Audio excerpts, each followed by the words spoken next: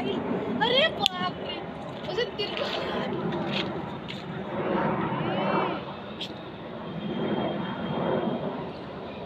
अरे बापरे, घे एवढे घे.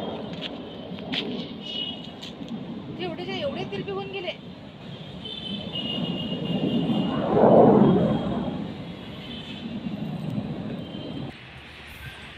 चाललंय वरतं.